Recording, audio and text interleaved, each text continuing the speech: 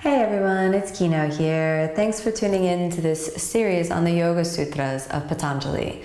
Today we'll begin our journey with the very first of the Yoga Sutra. When you begin the study of the traditional yoga texts, it's important to keep an open heart and a receptive spirit so that you tune into these sacred teachings from a place of reverence, honor, and devotion. The first of Patajnali's Yoga Sutras begins with Atha Yogānuśāsanam, which is broken down into two different Sanskrit phrases. We'll go over these in the most traditional manner possible. While I'm not a Sanskrit scholar, I have devoted the last 20 years of my life to the practice, and I share with you some of the tidbits I've picked up along the way about this sacred lineage. So when you're ready to begin today's sutra, repeat after me. Atha Yogānuśāsanam. Atha Yogānuśāsanam. And now all together. Atha Yogānuśāsanam. Atha Yogānuśāsanam. One more time. Atha Yogānuśāsanam. Good. So when you study the sutras, it's important to actually enunciate them or pronounce them, say them out loud in the traditional Sanskrit. Sanskrit is a vibrational language, and when you attune yourself to that vibration and actually enunciate the words from your lips and in your heart and let it resonate in your body, it sort of brings in a spiritual state, you could say.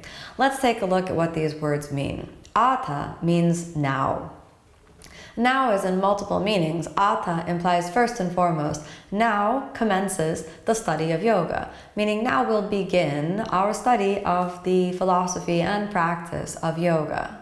The second understanding of now is, of course, the present moment, which means that all of yoga is an activity that happens in beingness, in a state of now, in a state of happening, rather than in a state of theory. The idea of beginning with Atha in the present moment is essentially the implication that yoga itself is a practice, and that the practice of yoga is something that is only happening when you're actually practicing it.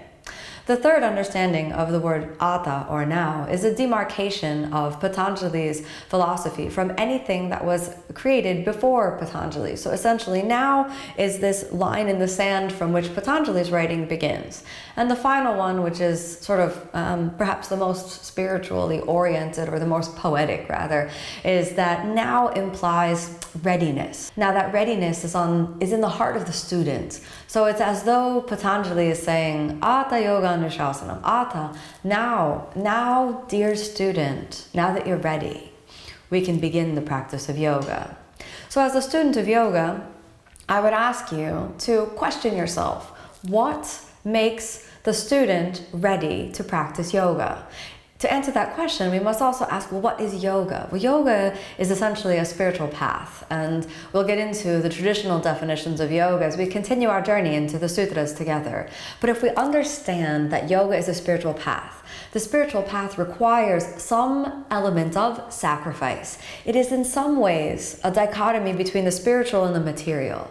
To practice yoga is to turn away from the material and turn towards the spiritual, to turn away from the struggle and to turn towards the light.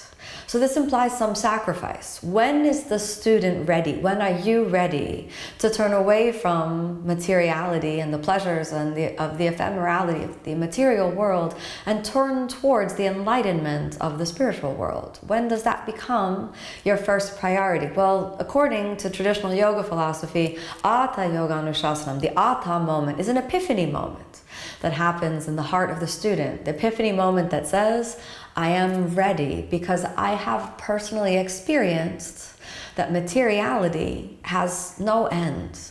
Or in other words, that permanent happiness does not lie in the endless pursuit of material pleasures, whether that materiality is the pursuit of other things, the pursuit of experiences, or the pursuit of anything outside of yourself, meaning experiences or love or attention or anything like that. Instead, the yogi is ready to say that the real truth, the real happiness only lies in the true light of the spiritual world. And so this turning away from the material world means that you have suffered already in the material world. Atha Yogānuśāsanam can sometimes be understood or related to the epiphany moment in the great story of the Bhagavad Gita, when the warrior Prince Arjuna sees the suffering that will be in effect in his life, that will happen in the future of the great battle of the Bhagavad Gita, and he suffers because of that. In that moment, his mind opens and he becomes available, receptive to the teaching of yoga. So when you, as a student, are ready to begin, something in your heart has suffered enough at the ups and downs of the material world, and you are ready to turn away from the past and in towards the future. Atha, have you had your Atha moment, the epiphany moment that really marks the beginning of the true spiritual path in the heart of the yogi? Atha Yogānuśāsanam, Yoga Anuśāsanam, the continual practice of, the exposition or the teaching of yoga. This is meant to be conjugated as a verb or in a verb tense, as though yoga is something that is continually happening. It is a continual practice. In other words, it is something that happens in the state of beingness, rather than in the state of thinking or in the state of thoughts or projections, that it is an experience. One of the essential demarcating factors that really is the essence of yoga as a philosophy in traditional Indian philosophy is that yoga emphasizes personal practice as a vehicle to the experience of the truth. Yoga says as a philosophy that truth, which you know to be true because you have experienced it, is perhaps the highest form of knowledge. So we take this as a mechanism for knowing the truth through practice. Atha Yogānuśāsanam. Now, dear student, now that you are finally ready, we can begin to enter the state of yoga. Or now, dear student, now that you are ready, finally we can begin the practice of yoga. Atha Yogānuśāsanam. I hope that you are ready to join the spiritual path of yoga and really keep that essence of why we began this practice deep in your heart every day. You may experience many poses or get attracted to different teachers or different poses, but remember that the essence of why we come back to practice is because we're searching for a more peaceful life. We're searching for the true light of the world. And when we find that, we know that the promise of yoga is real and the promise of yoga is peace. So that now, dear student, now that you're ready, we will experience and walk the path of yoga together. Thank you so much for joining me on the first of the Yoga Sutra. Lucky for us, there are many more to continue. I hope again that you keep that seed of inspiration and continue your practice. Thank you so much for tuning in with me on this sacred journey. We'll end our session together with one Om.